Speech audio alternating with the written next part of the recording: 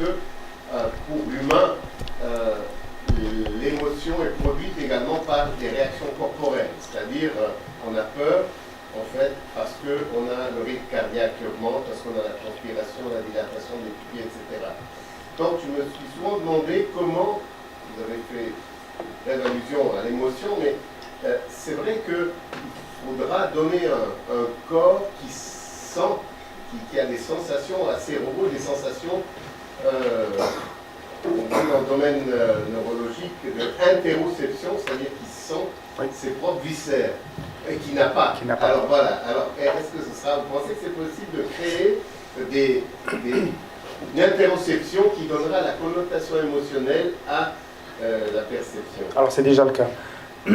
C'est déjà le cas parce que les travaux de Toyota par exemple et de Honda ont été un peu plus loin puisque carrément sur leur véhicule, en fonction de l'émotion de la vôtre, est analysée et c'est la voiture qui fait un sourire ou qui tire la gueule ou qui pleure en fonction du trafic. Donc c'est en fait, ce que je traduis par là, c'est que c'est repris de l'homme et c'est de nouveau l'intelligence artificielle qui vient nourrir ces émotions artificielles et le robot va juste lui interpréter.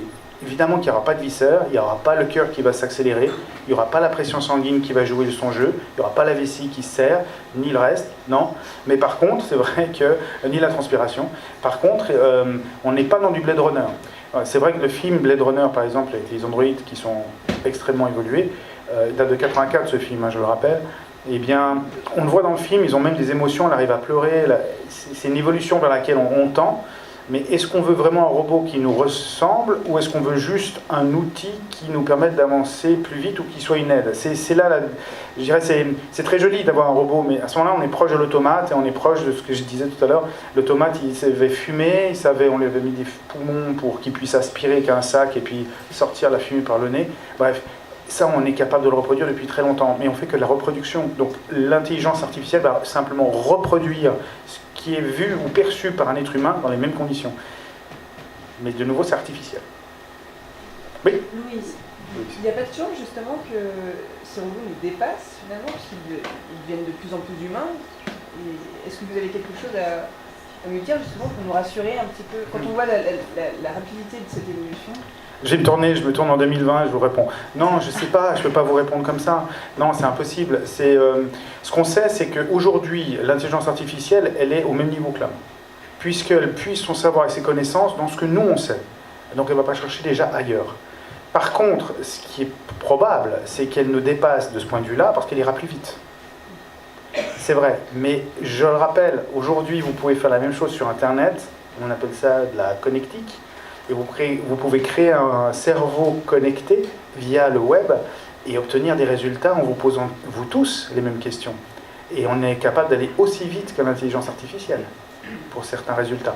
Donc, je ne pense pas qu'il faut en avoir peur. Par contre, il faut savoir bien l'utiliser. C'est ça le problème. C'est toujours le problème avec la technologie. Comment l'utiliser à bon escient et ne pas voir l'intelligence artificielle se retourner contre nous. Ça, ce serait le pire. Maintenant, est-ce que c'est la fin de l'humanité? Non, je ne pense pas non plus. Par contre, il y a un débat qui est intéressant dans ce que vous amenez, c'est de dire, et si je projette ça dans le futur? Je vais très loin, je deviens utopiste.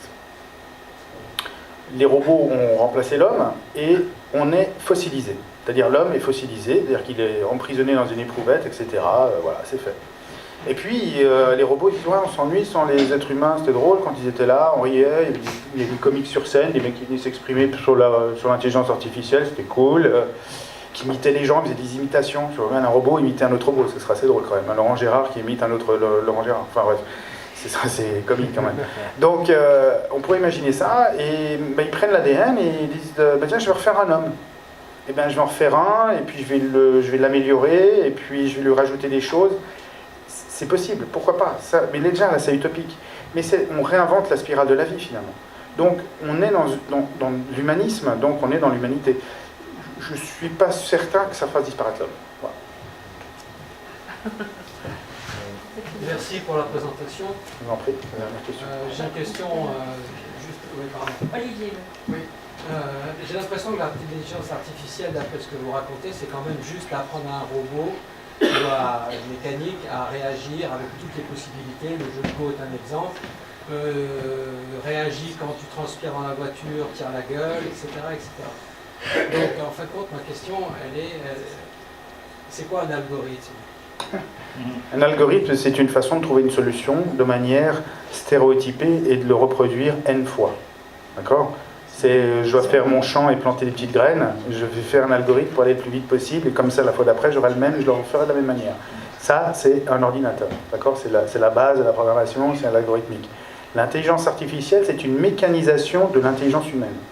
Donc ce que vous dites est juste, puisque, en fait, si je mécanise correctement l'intelligence, je vais reproduire d'une façon mécanique ce que je pense ou comment je réagis.